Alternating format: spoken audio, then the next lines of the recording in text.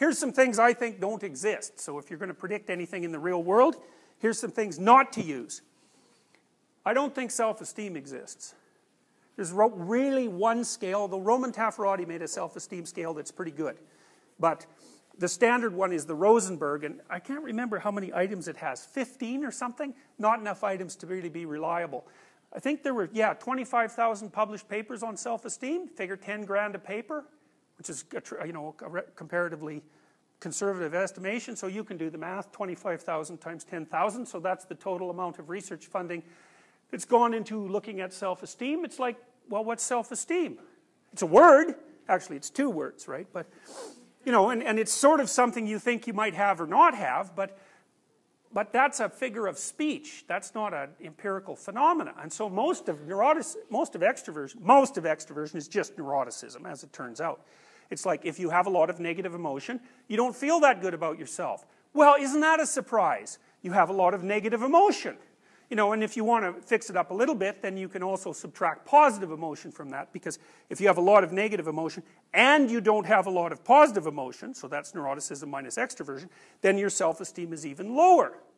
And then maybe over time, conscientiousness starts to make a bit of a difference, right? Because if you're conscientious and you work hard, you can start to see that that's paying off, and Taffarati's done some work that seems to sort of indicate that. But, the first thing that happened is everybody went on a self-esteem bender, even though the measures were pretty appalling, and even though you could, model it with the big five. And then one of the things that happened as a consequence of that was that the whole California school system started to teach students self-esteem. It's like, what makes you think you should have high self-esteem? Like maybe you're a miserable little worm. God only knows, right? It's not the case that you should have a good opinion of yourself in every bloody situation. What if you're a bully who pounds people out in the schoolyard? Bullies, by the way, do have higher self-esteem than normal. So because it's not like they're feeling bad about themselves when they pound you, they're feeling bad about you. And the best work, the low self-esteem equals bully hypothesis, lots of people believe that, but if you read Dan Olweus, who's the world's leading authority on bullying and who's actually done something about it, what he says is that bullies have inappropriately high self-esteem, which is why they think they're in a perfectly good position to pound you out if you happen to be on the playground. So it's not like they're suffering from a neurotic weakness of self-image. It's quite the contrary. So anyways, in the California school system, they tried to teach kids self-esteem. And there's no evidence that you can do that first, because neuroticism is actually quite hard to shift. So, and if we knew how to treat it, well, hooray, everybody would be thrilled about that, but it's not easy. And second, there are people like, what's her name? Jean Twenge, she used to be a student of Roy Baumeister's, who claims that all that self-esteem training has just, made younger people like you guys more, what do they call that? Narcissistic.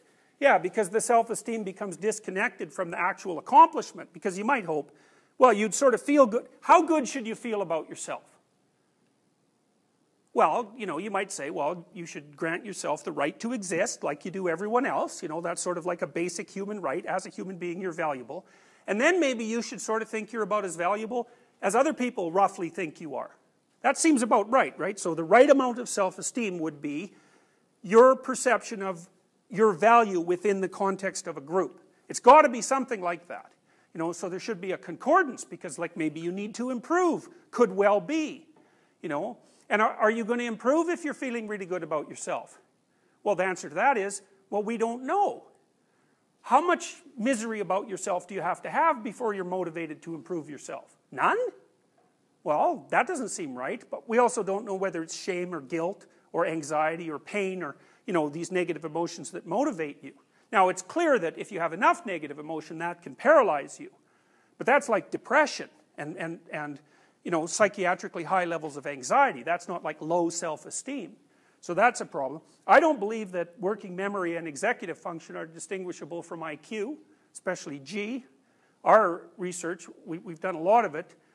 I've factor analyzed a battery of 10 dorsolateral prefrontal tests given to 3,000 people. It's a very big sample. We haven't published this for a variety of reasons, but one factor comes out. And Carroll's rule for IQ was you take cognitive tests, a bunch of them, You factor analyze them, you pull out the first factor, that's fluid intelligence. It's like, well, that's basically what we found. And so, if you look at the correlation between each of the single tests and the first factor, it's only about 0.3 or 0.4. But that's also what you find in IQ tests. You know, each individual test only correlates with the aggregate at about 0.3. But if you aggregate enough of them, you get fluid intelligence, and it's just as solid as a rock. So, emotional intelligence, not only does that probably not exist, because it's agreeableness, you know how you always hear you need emotional intelligence to thrive in the workplace? It's like, turns out that's exactly backwards. Disagreeable people do better as managers in the workplace. So it's actually, if you lack emotional intelligence, you're more likely to be an effective manager. So an emotional intelligence is a great, you know, indicator of sort of pathology and psychology, because it was invented by a journalist. You know, you can't just have some word invented by a journalist and then go make a whole bloody, you know, enterprise out of it. You got to find out if it's really there. And there's not a lot of evidence that it is. And what does it mean anyways? Emotional intelligence. What does that mean? I can infer what you're feeling? Well, is that IQ? Like, are smart people better at that? Or like, am I mirroring you in some way? Or do I care for you? Like, maybe I can figure out exactly what you're feeling and I just don't give a damn. You know, is that still emotional intelligence? Well, I don't know, right? How would you separate that from sympathy or empathy?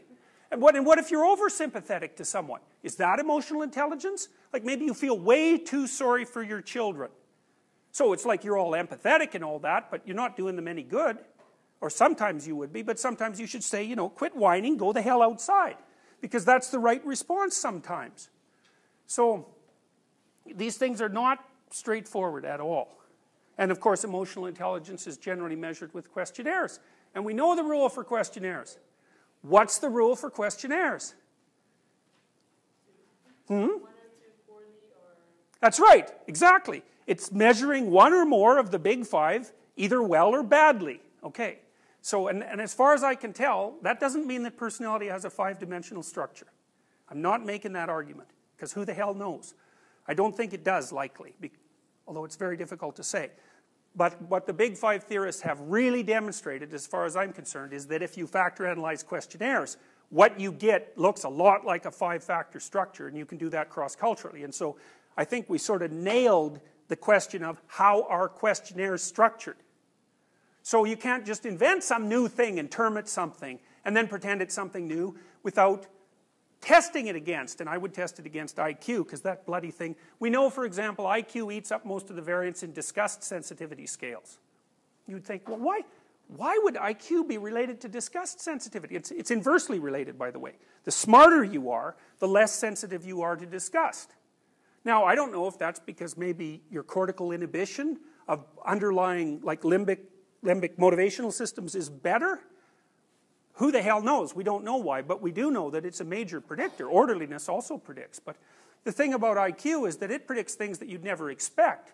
So you should validate your scale against IQ and against the big five, and not some trivial little 10-item measure of the big five either.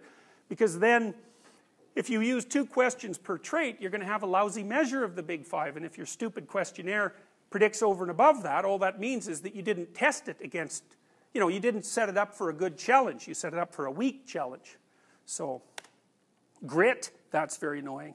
Yes, that's very annoying, because it's clearly, I think it was correlated, I think I told you this, it was correlated with conscientiousness at 0.75. I don't believe that optimism and pessimism exist.